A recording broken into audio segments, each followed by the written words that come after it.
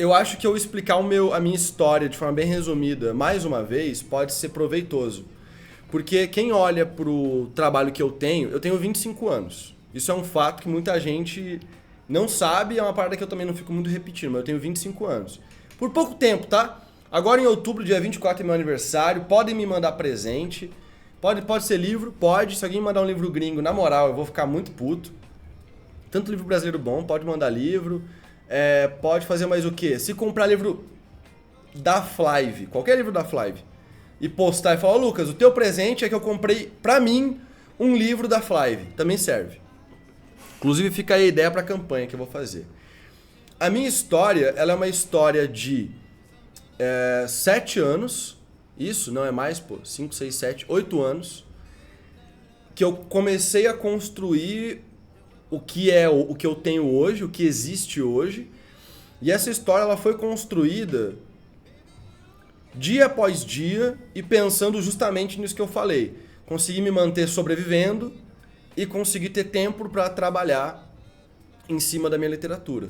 Começou quando eu tinha 17 e a forma que eu encontrei para lançar o meu primeiro livro foi usar dinheiro público, porque eu não tinha dinheiro, minha família também não tinha dinheiro, eu não tinha nenhuma fonte de renda relevante, eu ganhava 1.380 como jornalista na época, eu tinha 17, 18 anos, eu tinha 18 anos quando eu ganhava isso. Eu ganhava acho que R$ 400 como jornalista.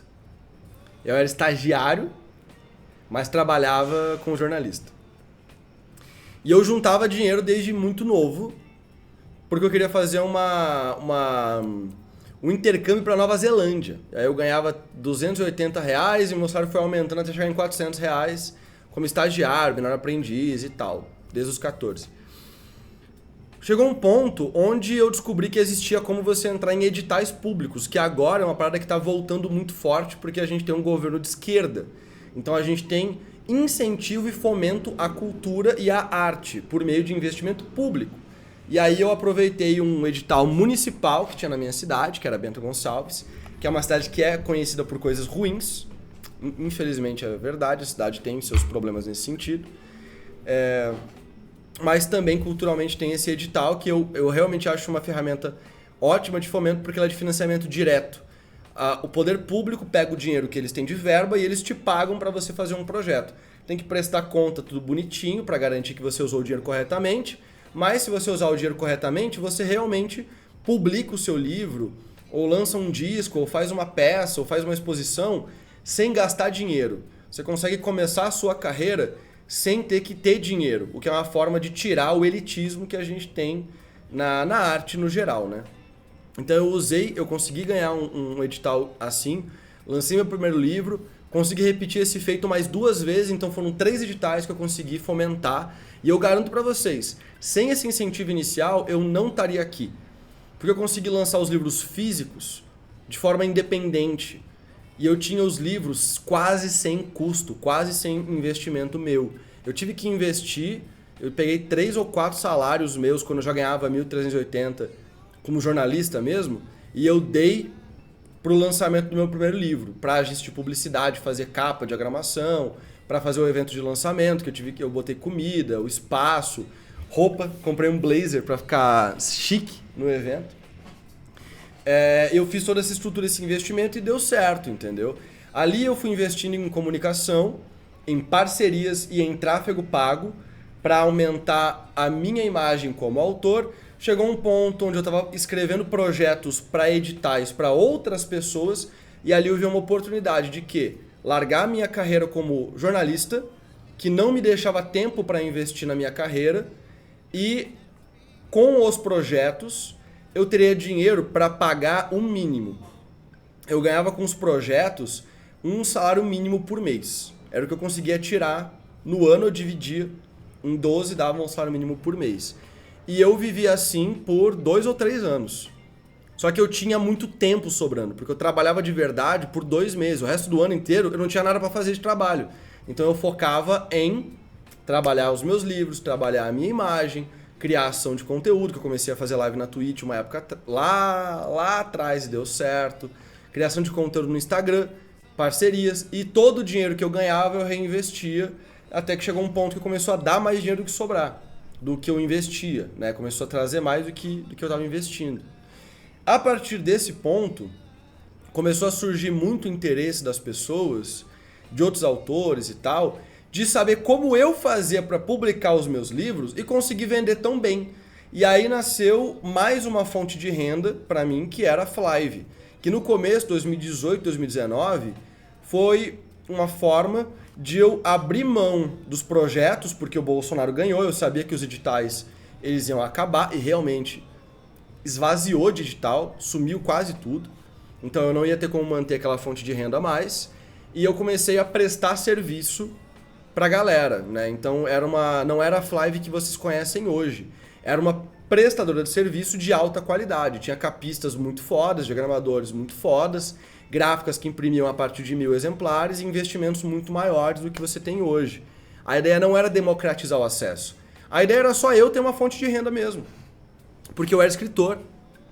Então eu tinha ainda uma renda de projetos, porque em 2017 eu ainda tinha produzido muita coisa. Então 2018 foi projetos que eu tinha feito, mais a Flive, mais os meus livros, e aí eu consegui ter uma vida confortável. 2019... a minha vida começou 2018 já começou e 2019 piorou muito. Infelizmente o Instagram mudou totalmente os algoritmos, os parceiros perderam muito engajamento, eu perdi muito engajamento. Eu abandonei uma conta de Instagram com 19,8 mil seguidores porque ela não prestava mais. E o tráfego pago se tornou a única fonte de tráfego para venda de livro que eu tinha na época. Só que só o tráfego pago sozinho, ele vendia, mas a conta não fechava, faltava o orgânico, faltava os parceiros, e tava todo mundo fudido, todo mundo sem alcance, sem engajamento, não conseguindo mais converter, porque realmente o Instagram ele mudou a regra do jogo, e é por isso que eu falo que é muito perigoso a gente se basear no que é dos outros, e é complicado não se basear no que é dos outros, né? Porque se você vai produzir conteúdo no Instagram, se o Instagram mudar a regra, você se fudeu. No YouTube é a mesma coisa, no TikTok é a mesma coisa. Tava fazendo live de NPC aí, ganhando dinheiro, o TikTok foi lá e mudou a regra do jogo, acabou com a fonte de renda de uma galera, entendeu? Então, eu fui uma dessas vítimas aí, e aí final de 2019 eu tive um insight de lançar o Voe, e a partir dali a Flive virou minha prioridade. Mas vocês estão enxergando que a minha história ela foi assim, eu era estagiário, comecei a fazer faculdade de jornalismo, consegui um emprego estável.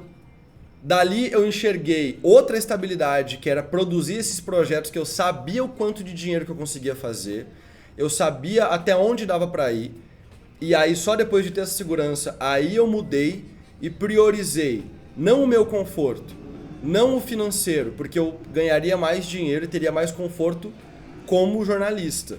Eu priorizei ter tempo para dedicar minha carreira de escritor e conseguir pagar minhas contas. Não dá para você abdicar de sobreviver em prol de ter tempo. Eu só abdiquei do luxo, de conforto, etc., em troca do tempo de conseguir ser escritor. Mas eu sabia que eu tinha segurança de conseguir pagar as minhas contas.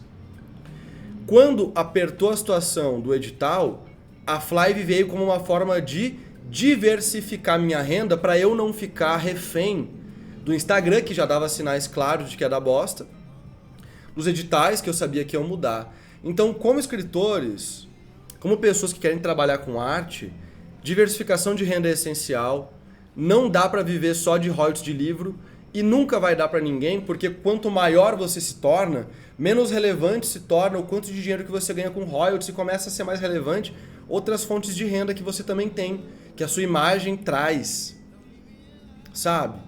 Que o seu livro às vezes traz. Pode ser até um audiovisual, pô. O audiovisual dá muito mais dinheiro do que o livro. Só que sem o livro você não consegue alcançar o audiovisual. Muita gente passou anos aí focando só em e-book, porque o e-book dá dinheiro mais fácil do que o físico, e abandonou o mercado de livro físico, e agora a Amazon começou a mudar a regra do jogo, e essa galera tá tendo que encontrar outras formas de lançar o seu conteúdo.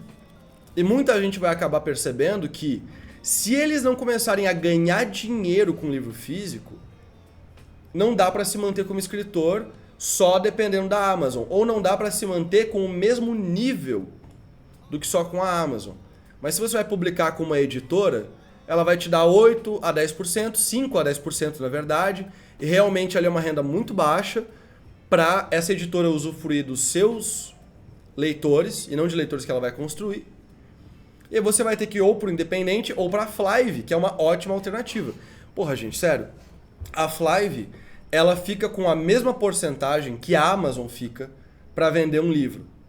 Só que a Flive, ela faz toda a estocagem, toda a logística, todo o atendimento a clientes, corre todos os riscos de logística envolvido e ainda tem um trabalho de marketing. Enquanto a Amazon, ela é só uma vitrine. E a Flive também coloca o livro na Amazon, entende? Então, a Flive, ela realmente foi criada lá atrás pensando no Lucas, que não conseguia encontrar uma editora porque eu já tinha uma fonte de renda com os meus livros.